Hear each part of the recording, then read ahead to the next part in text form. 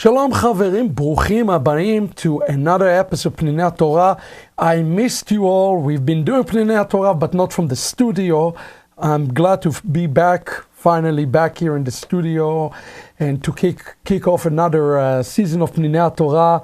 And I promise you we're going to bring interesting, unique guests to you. And we have an interesting, unique guest here, my friend Ari Arben. Ari, how are you doing? Excellent. This is an honor. This is fantastic. So, we love having interesting guests. You raised up in Jewish home. We'll hear your story later on, but you're Jewish and you love the Torah. Let's start with this. That's right. And the reason we studied the Torah is because Yeshua himself told us that every word in the Torah speaks about him.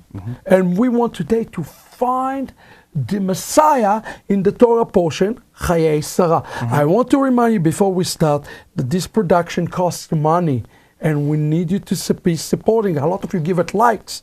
Well, we need your support. So if God blessing you through those, if you're watching through mobile, our Avatami mobile app, YouTube, our website, whatever it is, please consider partnering with us because we want to give you quality education as we proceed. Ari, I want to jump to business. We have here Torah portion Chayei Sarah. Yes. That's really not dealing with a life, dealing with the death of Sarah. Interesting. Right. It's called Chayei Sarah. Life, but it actually starts with death. And then we are talking about here Isaac finding a bride. We're talking about the servant Eliezer going to find a bride. There's so much in this Torah portion, and I know everybody loves to talk about the matchmaking process for Isaac.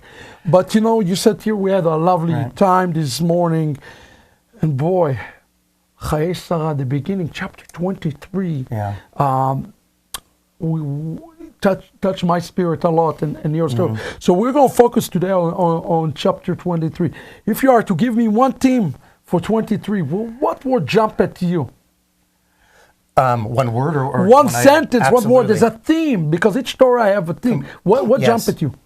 The purchase of the land by Abraham to help start and fulfill that covenant promise that God started in Genesis 12. And you brought something interesting about this purchasing, right? This is the first time that we see in the scripture any sort of purchasing, right? I think it's also the only time that we see Abraham actually having a purchase. There's David later on purchases Mount Moriah, Joshua purchases part of Shechem, but it's amazing because you said to me prior to us getting together, is there, go through the particular parsha and what stood out, right? And it wasn't like you said, the gathering of Rebecca, which is really like the crux or the majority, but it was that here is actually the first beginning of the fulfillment of the land promise that Abraham got from Hashem, and then it's happening right here. And so it was, actually, kind of, and I hope everybody have their Bibles because we're going to jump to the text here in a minute. But all the way from Genesis 12, Parashat Lech Lecha. So, from Lech Lecha, we seeing then Vayera and Abraham encountering with the Malachim. You see a progression. You see some sort of a progression. God give a promise. Yes. God equipped Abraham to fulfill the promise, right? Genesis 18, the rabbi says that he was, when he was approached by the three Malachim, he was approached by the Shekhinah. So here you go, he give a promise, then God empowers him, and now here you have the fulfillment of the beginning fulfillment of this thing. And we don't talk about this, God promises. If God give a promise, He's going to give the equipping, right? The equipping tools for those things. Especially when it happens later. The fulfillment is later. The fulfillment doesn't happen to be at the promise. And we see it in steps. In its steps. And the rabbi said that Abraham have to go through 10 trials, right? That was just one of 10 trials. Only when he overcame those 10 trials, only then he was able to fulfill as what it is. People, I'm thinking about the word of Yeshua, everybody wants to reap what they sow, But so many times people want to reap it without sowing, Oh, no. without going through the motions, without going through the action. And here Abraham definitely have to go through the actions. But I mean, if we're just even looking at the Torah, God intentionally tests our people. He tests our heart. He tests our people when we came out of Egypt. I mean, that's the whole. But is he testing the people? I guess, does he test Abraham for the sake of testing Abraham, or does he test Abraham for the sake of truly preparing him for Absolutely. something? And that's, I guess, my point to everybody. When God testing you, when there is a test period, please know that there is a purpose beyond this testing. And it's interesting, here he's testing him with the death of his wife. Yes. Can you think about more bigger test? It's maybe Abraham's final test, the test of the death of his wife, but it's called the Chayei Sarah. Why? Yeah. Because I believe through the burial, life came. Life come. There is a resurrection. In death, I'm thinking about the Kaddish. It's not a mourner prayer. No. It's a prayer of the exalt him as the Lord of life, right? Life comes from this. It doesn't call the death of Sarah. It's called the life of Sarah. Although it says, it starts even the Torah portion. Notice in verse 1 even, start Vayu Chayei Sarah. It doesn't say then Sarah died.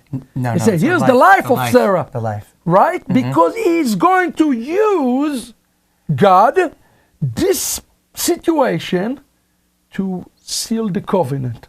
But even in the death, Avraham Avinu had some choices to make. In everything there is choices. It's all about the choices we're making. So maybe with that being said, let's give a frame of reference. Let's read a couple of verses. I want to give one other frame of reference before we jump in. Absolutely. So the promise to Abraham from God was the covenant, right? The covenant relationship was to a land and a people, right? To his descendants. Yes. And then specifically to the land. Like even in the end of Genesis 15 talks about the broader, scope. Yeah. But what's amazing is that this right here going into, we actually see in this Parsha the beginning of the fulfillment, not of the claiming of the land, but then later on with actually finding a wife for his son, then that is then to begin the descendants, right? The fulfillment of the people group with the land. It's interesting because Isaac and Jacob also buried in the same place later on. We see that all the mothers of Israel buried in the same place in Kiryat Arba. Why it's called Arba? The 4 mothers of Israel buried in the same place. So it's quite interesting. So he's preparing, beginning to walk into the covenant. But I would say this is the first time that the future of the nation, we truly see the future of the nation, of the Jewish people, kind of unfold and revealed in front of our own eyes. Yeah. Yes? Yeah, it's in this Parsha, both of those things start to actually move forward. The land promise and then the descendants, the people promise. And it's interesting, it says verse 2 here in the Torah, after she died and he celebrated his life, he says, Vayavo Avram lispod lesara velifkuta. I would argue, I know we didn't plan on talk about this, but the word here, subdue, is the word eulogize. Really? Eulogy. Usually the word, you don't see it, but the word eulogy is an interesting word, because you know where else it's mentioned, the word eulogy? It just dawned on me. V'sabdu alav. Zechariah 12:10. It's talking about the scene, and they will mourn. It's not saying they will mourn. It said they will eulogize. It's the same word. That's the Messianic prophecy. Yeah, that is talking. In the end times, he'll pour out a spirit of grace and supplication. Right. They'll mourn for him as one mourns for an only son. This is that Messianic prophecy. You're saying in there? Yeah, it's exact same word. That is it. I would argue that the one of the Messianic figures here is not just Abraham, is Sarah. Why? Through her death and through this mourning, it's come the recognition to Abraham how to walk into the covenant. Why? Because Abraham is a picture of Israel, right? Israel is called to purchase the land. Israel is called to purchase the land because they're inheritors of that. Right. The same is true about Avraham Avinu here. Only when the mourning occurred, just like in Israel, we'll mourn for Mashiach.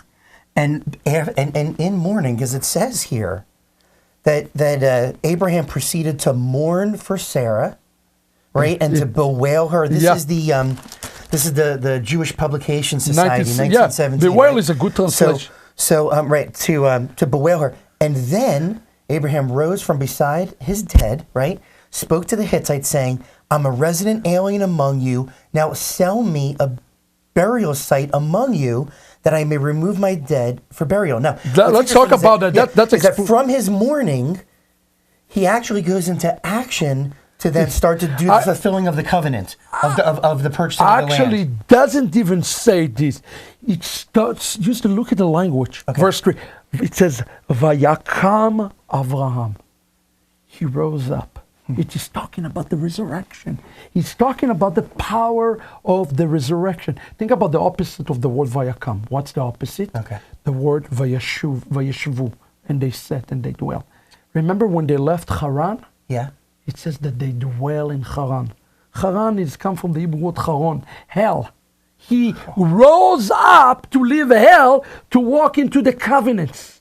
Think about what Paul is telling us in Ephesians 2. He said, without covenant, you are estranged from the covenants, from the promises. Right. Without God, without promise in the world.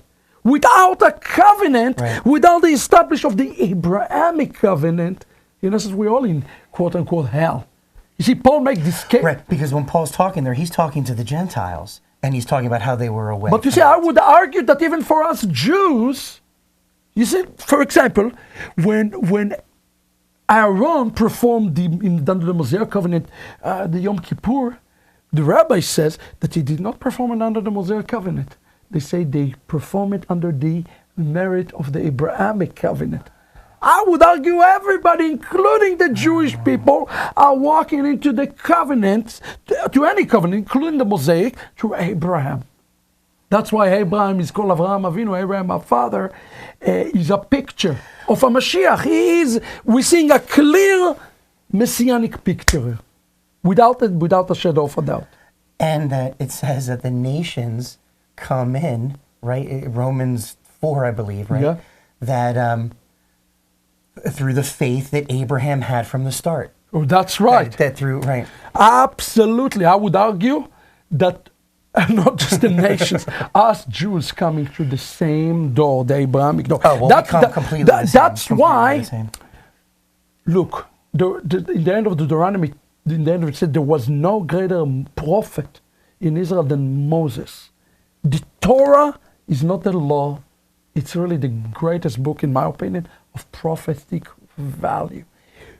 Avraham is a picture of a Mashiach here. Yeah. And we're going to see. But yeah, before we even get there, look. Did it caught to you verse, did we read verse 4? Yeah, you're in 4 right now. Yeah, I read it, but you do it in Yeah. He said, I'm a resident alien among you, right? Yeah. Sell me burial site among you, that I may remove my dead for burial. So here he is in the land, but notice something odd. The Midrash says that he's called 2 different words. He called himself. Yeah, that's right. He called himself a ger. That's right. Notice he's not calling himself That's a Jew. what we were just studying. Yeah, he's not calling himself a ger. A ger. Which a ger mean somebody who is a resident alien. He's kind of a resident. Right, a stranger, a stranger of some sort. Vetushav, which means he's a dweller. And the rabbi asked the question. Those 2 words are opposite. Mm-hmm. A person who is a ger and a person who is a toshav are the two opposite. How can he be a ger and a toshav? It doesn't make sense. But again, here is what the rabbi said. He says, which rabbi? Can you tell them which rabbi this is? This is come from Torah Tahor. And in Torah Tahor, it says the following. Abraham called himself a ger, as it says, I am a ger in the land. David also called himself a ger, Psalm 119 verse 9, because we are all, we can go there, Psalm 119 verse 19, I believe. Verse 19. 19, verse 19. Maybe we can see this one, what is it says there, 119 verse 19. Okay, right. I am only a sojourner in the land. Do not hide your commandments from me. That's David HaMelech. He didn't say, I'm just for Judaism or just for Jesus. He said, I'm a sojourner. Now, why is David? What is unique? David is a picture of Mashiach. Abraham is a picture of... Why do you think that David called himself a sojourner, Ari? Do you have any thoughts on this? Why David called himself? Yeah, why David? Why Abraham? That was Abraham? actually surprising when you had shown me that beforehand. Why, though? Do you have any thoughts, any insight? On why David would have called himself A sojourner. a sojourner? Yeah. Didn't the kingdom of Judah belong to David HaMelech? Yes. So what? Is he saying, I'm a temporary sojourner? What do you think? I think there's something deeper here. Because, do you believe that it's because it's still the future fulfillment for our people, that it would have to do, like the Lord said to my Lord, that basically it's still through the line of David, the Davidic covenant? I'm just kind of thinking out here that I don't know. Maybe. About that's really what's solid, and that he's a... Why did David call himself a ger? Why did Abraham in the Torah here says, I am a ger? But ger toshav, he says, but I'm also resident here. Why? Here's the answer. Okay. The Midrash, at least something to consider. Okay. I don't know if it's the answer. But the rabbi says that Abraham and David had the same likening. They're both a picture of a Mashiach, okay? Right. And they said that the reason they called themselves this ger, it's because the fact that they understood that they're under authority of heavens. Okay. They are under heavens, which means that they're just temporary. Oh, that we're living here temporary. Yeah, like a sukkah. They said, we have to come to this recognition that we don't deserve a thing.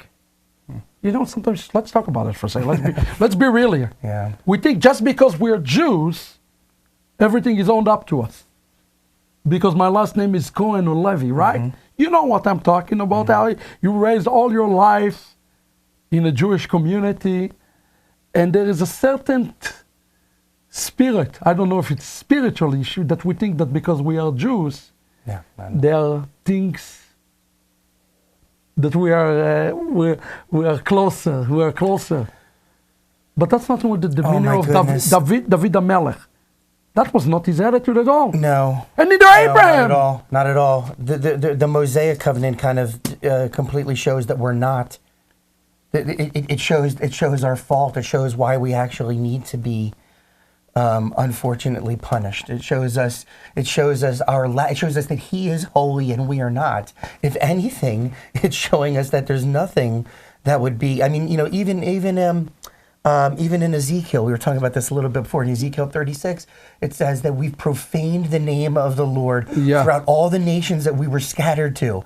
He said, for His own name's sake, that He would make Himself holy, not because of us, but actually in spite of us, because we profaned His name, but He would still make Himself holy through us to the nations, only because He's the promise keeper. But it is in spite of us. Yes, so that's the demeanor of Avraham as he approached the Chittim.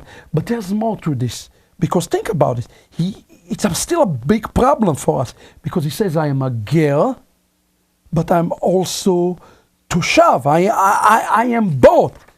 I am ger means somebody who passed through the land. Mm-hmm. Toshav means I am the landlord. So there's a paradox. Why does he say I am the landlord, but I am also somebody just a sojourner through the land? There is something here, and here's the thing to think. I agree with everything he says, because once every 50 years. We have something called the Yovel. Right, the Jubilee. The Jubilee. Yeah. And what's happened in the Jubilee, the landowner have to evacuate the land. You have to leave the lands behind for the people to come. Do you know the Torah says in Leviticus 25, I believe 25, 23, it says, Ve'a'aretz, let's go there. Is it, I think 25, 23. Yeah, no, I have it right here. You want me to do it in English? Yeah. Yes. Okay, all right. But the land must not be sold. The land, it says, let me paraphrase. The land is not for sale. And if United States want to sell the land, or Israel want to sell the land, anybody want to sell the land is not for sale, God says. Yeah, it says, but the land must not be sold beyond reclaim, for the land is mine, meaning the Lord's, and you are but strangers resident with me. God himself called it the word they're gerim. He says, you are gerim who are what, standing with me? How is it says it? Yeah, but you are strangers resident with me. Okay. Yes. So now, basically, God says, I want to share the land with you. You see, God plan for what really the Abrahamic covenant is for, is to share, to dwell in the land, and have us to dwell in the land. Remember when Israel established Mishkan, Exodus chapter 25, Parashat Truma, he says, I ask you all of those things so I will dwell inside of you. Not among you, inside of you. Something is shocking is happening here. Abraham is buying a land. The Torah says nobody is allowed to buy a land. It's the same like there is a contradiction. It appears like there is. Because it says, Abraham, nobody is allowed to buy a land. That's what he said. The land is not for sale. So the question is, how come Abraham buying the land if it says the land is not for sale? We have to deal with this. Do you have any thoughts on that? Well, what's amazing is that Ephron, who the Hittites who owned the land, wanted to give it to Abraham for free. Yes. He wanted to give it to him to help basically bury the dead. And Abraham multiple times appeals to him, no, let him sell it to me, and to sell it at full price. Yeah, some people said that Ephron was cheating. Some commentators... It can't be, because he wanted to give it for free, so how could he be cheating? Abraham could have gotten it for because free. he was a Gentile, no, but he purchased. It's the first purchase of the land under Abraham, and let's just say Abraham's descendants to own, even though we know the Lord has given the promise from the Lord, which is really the greater ownership in a sense of the land. But this is the first part of land that Abraham goes, and not just given to him, but if this is truly what the rabbi says correct, then they say this is a prophetic picture of a future Shemitah. The future Shemitah. I understand that Abraham is establishing the covenant here, and people need to understand it. A covenant, Abrahamic covenant, is not just a covenant of the faith. It's a covenant with the land. It's That's a covenant with the land. That's right. Because look what it says, if you covenant with the land, you covenant with me. That's what you just read. If you covenant with the land, you covenant with me. So I think that he was operating under the full mandate, as we're going to see, of Hashem here, of establishing this covenant. And perhaps, I was thinking about it, do you know that in every covenant, Ari, there's a price to pay? Even in the new covenant, the blood of Mashiach have to be spared. That's absolutely right. The 30 silvers of gold. I believe that the reason he gave the money and he insisted because he wanted to explain the scripture prophetically that even the Abrahamic covenant have a price. Abraham paid a price. We walk into a covenant, I'm talking to you about something practical and programmatic now. Jews and Christians and Gentiles and Messianic, sometimes we walk into covenants and we don't think about the price, right? We don't think about the price. What does it take for us to walk into the new covenant, to Abrahamic covenant? Our new covenant relationship with the Lord is 100% only based on the price that the Mashiach would pay for us. Period. And so the whole entire covenant is based off of the sacrifice and the price for us. And have you ever considered this? We pray every day in the Amidah prayer for the kibbutz galuyot, for gathering us back to the land.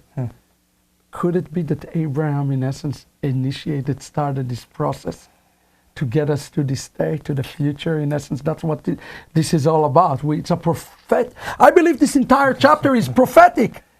Abraham preparing the land for future generations. For the future generation. For Isaac, right? Where Isaac and Rivka, they come to the land. Right. It's a picture of the Mashiach preparing the land. So in one level, I understood Abraham here to be Israel. But in another way, I understand Abraham here to be the Mashiach. He's the Mashiach, you know? Can here, I want to hold on and jump on this point right here. Yeah. About the connection with the Mashiach. Because when we were reading this beforehand, right, and I was just simply reading, we were in verse 6. Right, let's read it. Yeah, and I want you, I'm going to read it. Yeah, we were sitting in my living room and I said, whoa, let's... Yeah, and then you ran and got some other different material and came back to some. So it says... give the reference. Read verse. So here they are starting verse 5. Let's start in verse 5. Right. Actually, so we actually just read verse 4 before in English, and then where it says that that I may remove my debt for burial. Verse 5, and the Hittites replied to Abraham. So this was their response and reaction to him when Abraham coming to purchase the land to bury his wife. Right, and he says, "Would you sell it to me?" Okay, I want. And their reaction replied to Abraham, saying to him, quote, "Hear us, my Lord. You are," notice how it is in English, "you are the elect of God among us." Stop there for a second. Because in verse 4, he called himself resident alien. Right, a stranger. He is calling, he's calling us a Mr. Nobody. I am nobody. I'm a ger, I'm a stranger, I'm this. And then they reply back, this is the thing, right? They reply that because he doesn't own anything at this point. He's and then, but even with that, they're able to somehow recognize him. You had talked about, because he probably had the Shekhinah, the Holy Actually, Spirit, remember right? we talked about this process. So in verse 18, the rabbi says, when he approached the 3 malachim, what he received. In chapter 18. Chapter 18, he received the Shekhinah. Right. So he's in some sort of a glorified state. And the interesting thing, they recognize it. They recognize it. And they say, this elect of God, we're going to talk about what it says, because what you recognized in the Hebrew, but you are the elect of God among us. And then they say, bury your dead in the choicest of places. But can you talk about where the elect of God, and then the reference to Mashiach? So we actually will see that this term is interesting, Nasi Elohim. This is not a regular term. It's a term that's used actually in the book in multiple places, but one of the places, Nasi, this term Nasi Elohim uses a lot, is in the book of Ezekiel. Right. And in the book of Ezekiel, we see a prophetic fulfillment of this verse. I think it's Ezekiel 34, verse 24, right? Yeah, can I start in 23? Yeah, absolutely. Okay. So, when it said elect of God, it was actually the Nasi. The Nasi. Elohim. Nasi. Elohim? Okay, right. So then it says in verse 23, Ezekiel chapter 34, verse 23, "Then I will appoint a single shepherd over them to tend them. My servant David." Now, this is clearly straight up about the Mashiach. There's no ambiguity. This is clearly about the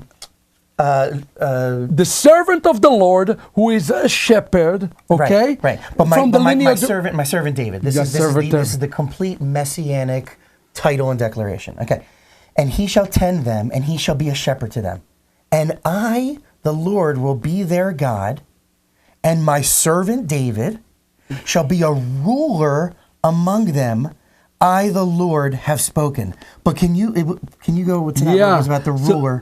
So he said, "Ve'avdi David Nasi." He is calling the elect, the Nasi, the exact same word that is used in our Torah portion in Chayei. Of what the Hittites actually saw and declared, and what they saw in Abraham is actually what God is even saying right here about talking about the Mashiach, my servant David. And it's interesting. I had an argument. That actually was the exciting part. Tuvia Singer quoted this verse. Oh, really? So he's talking about the Mashiach. And I said, you know what? Do you mean in Ezekiel? The verse in Ezekiel? Yeah, well, he said the Nasi is the Messiah. Yeah. And I said, that is interesting, because the rabbis did not stop there. Okay. They said, well, you notice the language here in Ezekiel. Well, who's the one who's called the servant of the Lord? Tuvia Singer went forward and quote Isaiah 41:8 that said that the servant of the Lord is Israel. The nation of Israel, instead of... And he is right to a degree. Okay. But here, who is the servant of the Lord? Oh, no, it's clear. It's right clearly here. A singular from the house of David is the Mashiach. No, that's clear. And Isaiah 52:13, which is the beginning for Isaiah 53, start with the word, behold myself, הנה ישכיל עבדי, ירום ונישא וגבה מאוד. Behold, my servant will prosper and will be high and he will be exalted very, very high. Who is the servant? Yeah. The servant is the Mashiach. The rejected servant in Isaiah 53 is the same one of Ezekiel 34, is the same servant of Genesis 23. It's a picture of the Mashiach.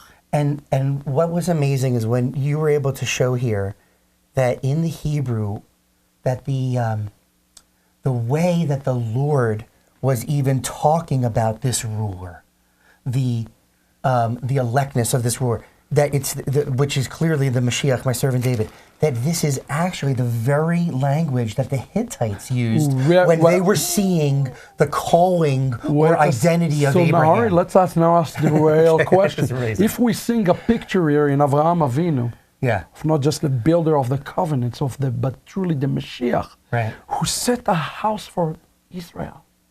That's what he's doing. He set a house for Israel. Have you ever asked yourself the question, what is he doing? He's setting a house for all of Israel to come in. Abraham, Isaac, Jacob. Through the land, through the physical land promise. Who is the real hero of the story, Ari? Well, the Mashiach.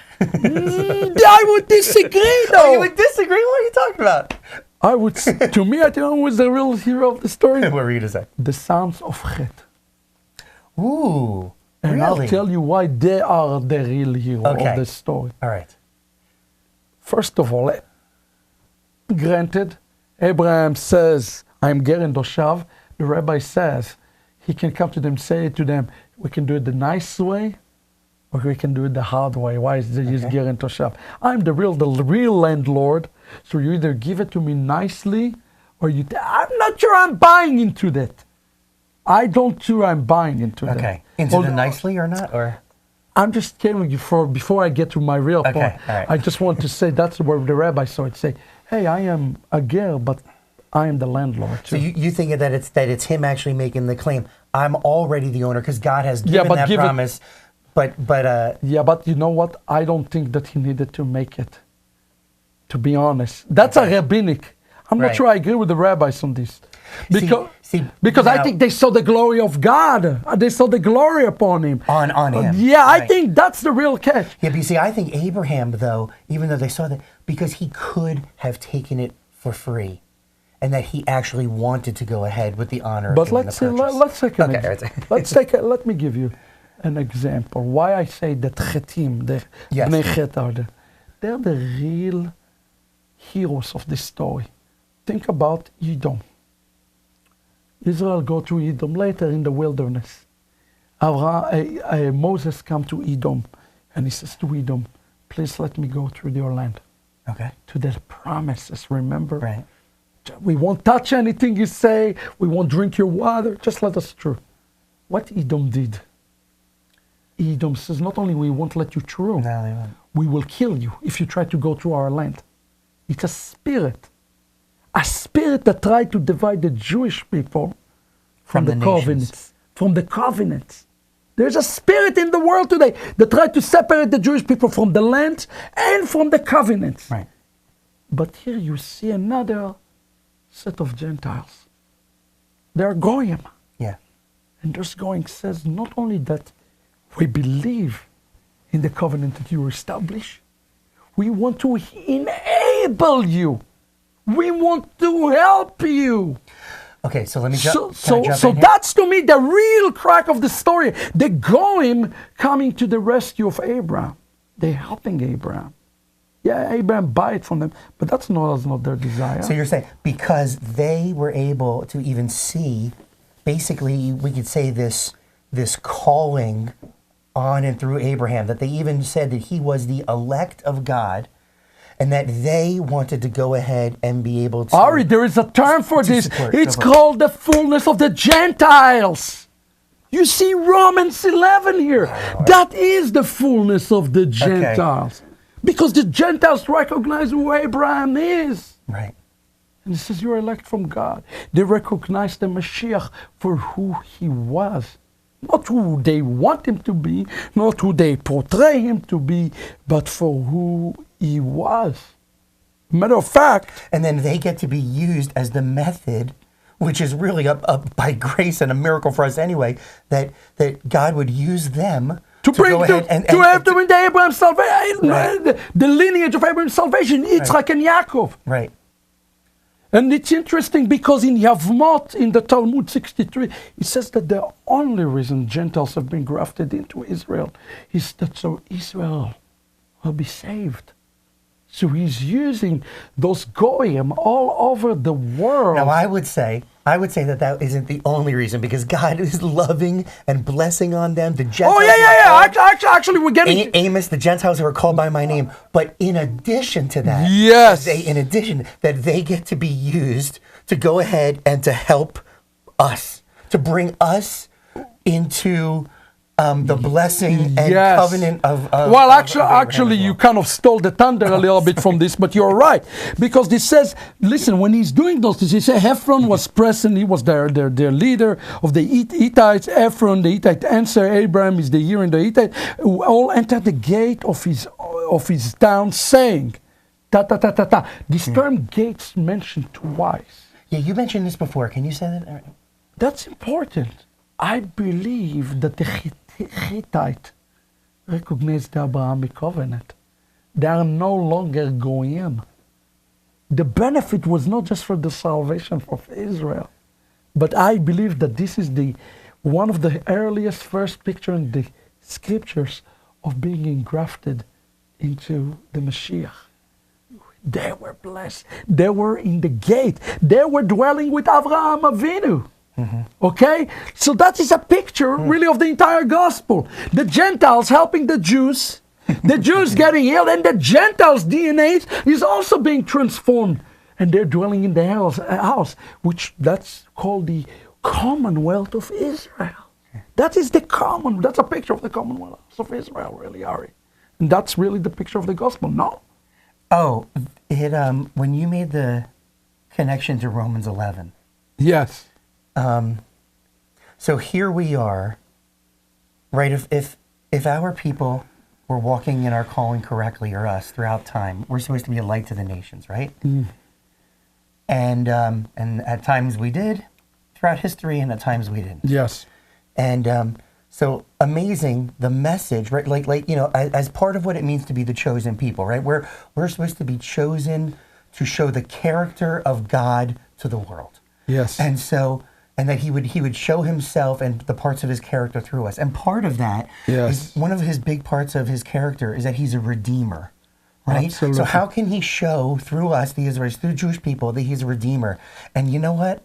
I would argue that it's that we would have everything. We would have the oracles. We would have it all. And then we would actually end up having a time where we would profane the name of the Lord and choose not God.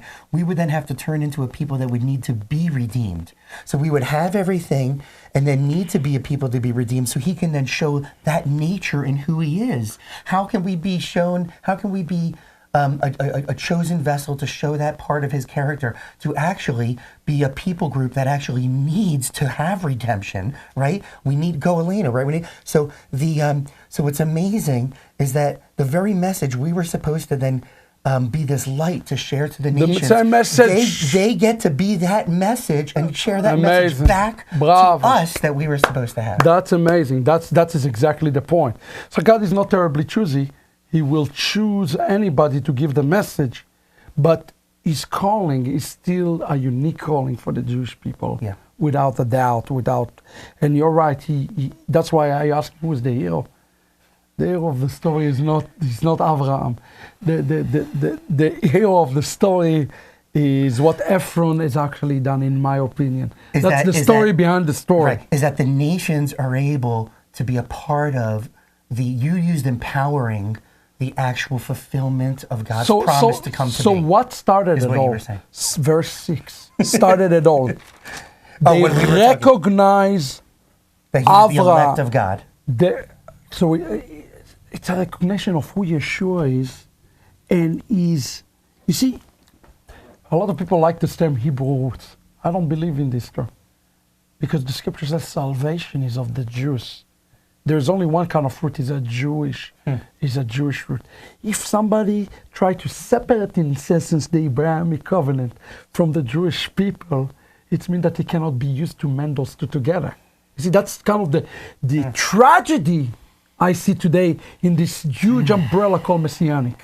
And I include everything inside. Trying to separate the Abrahamic covenant from not the nations, but from the Jewish people. Interesting. Jewish people have to reclaim back the covenant. We have to reclaim back. The Gentiles coming into the covenant so the Jewish people can reclaim this covenant again. But we need the help of the nations. We need more Bnei Chet that coming. It's coming from the recognition of Avraham. Avraham is not just a picture of Mashiach, it's also a picture of Israel. Recognizing who Israel, recognizing the promises of Israel, recognizing the covenant of Israel, and recognizing that Israel will never be replaced, frankly, in any way, shape, or form. The church have not replaced Israel. Well, that's Jeremiah 31, where even after the new covenant, God then goes into explain how only if the heavens above can be measured, only then, would Israel ever cease to be a nation before me. So this new covenant relationship will always have the nation of Israel. But I want to share something. You want to share something? I have to share something too. You go first.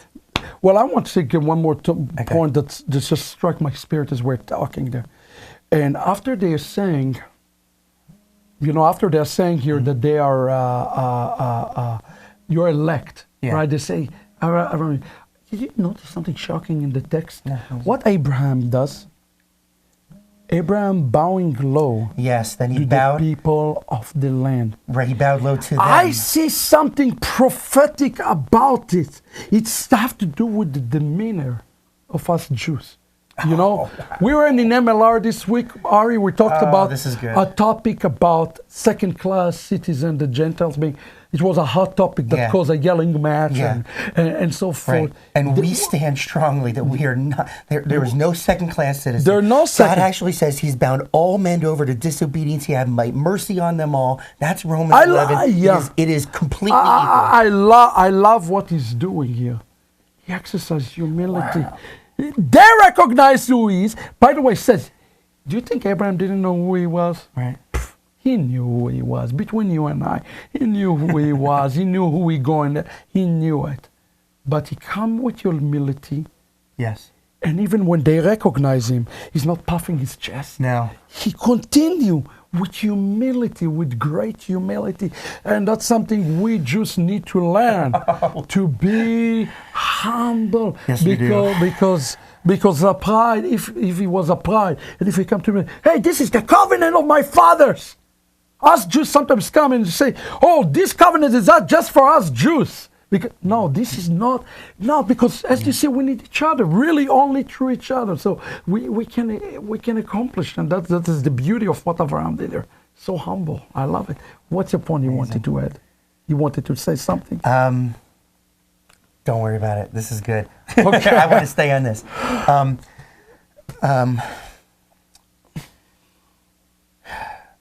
Okay. I know we keep mentioning Romans 11, a variety of times. One of the things that really makes an impact on me is that the only reason why I'm even sitting here with you, the only reason why I actually even care about the scriptures, the only reason why any of that is because basically a schlub like me, right? Seriously, right? Or schmo like me, or, was able to go ahead and have my eyes opened to what the fact that by grace, right, by chesed, that God would go ahead and, like we said earlier, have a price to pay for the new covenant, and He would pay that price for me.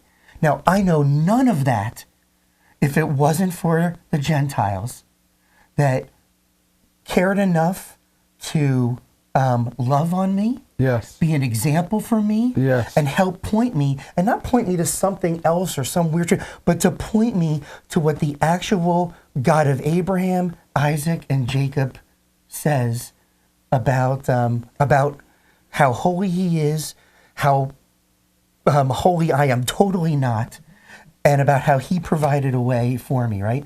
Now, this is a message that we were supposed to give and bring to the world, right? To help share that character. That's it. And what I love is that they then were able to be blessed by God, to be able to be a part of his family, and that they then showed me, I got jealous enough to be able to then say that they had something they had a relationship with the God of Abraham, Isaac, and Jacob that I did not have.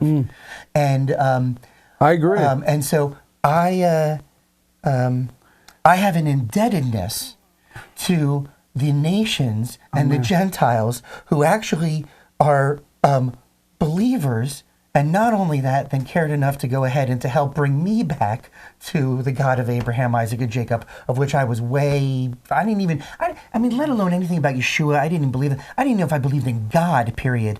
And that they were able to go ahead and be the example to bring me back. Amazing. I think that's a good segue for this episode, for this chapter, because here is the thing. Maybe the real hero of the story, like I said, the Bnei Chet, which is, I believe, is a potential picture of the nations today. They are the real messiahs. They are the real messiahs to Avraham Avinu. So Avraham Avinu can be a redeemer, in essence, for all human race, for all the world. If you're watching the program and you are not a Jew, I want to say thank you. Absolutely. We thank you. As Jews, we are thankful. Right, and we thank God what he's doing. Who he is and what he does through you. Yes. Absolutely. And if you're a non-Jew who today separate yourself from the Jewish people, I say it's not too late to make a teshuvah. Come closer to the covenants so you can help your Jewish brothers. Because only then, all of Israel will be saved, and the entire humanity will be saved, and to usher the return of the King. Ari, that was a great episode. I thank you. Thank you. I'm honored to be here. And to those of you who are also in the Philly area, if you are interested in connecting with Ari in the Philly area, you have heart for the Jewish people, please contact us. We'd love to connect you with Ari. The rest of you continue to study the Word of God, the Torah, and seek Mashiach. Seek Mashiach in all that we study. To the rest of you, I wish you a wonderful week, and God bless you. Litraot.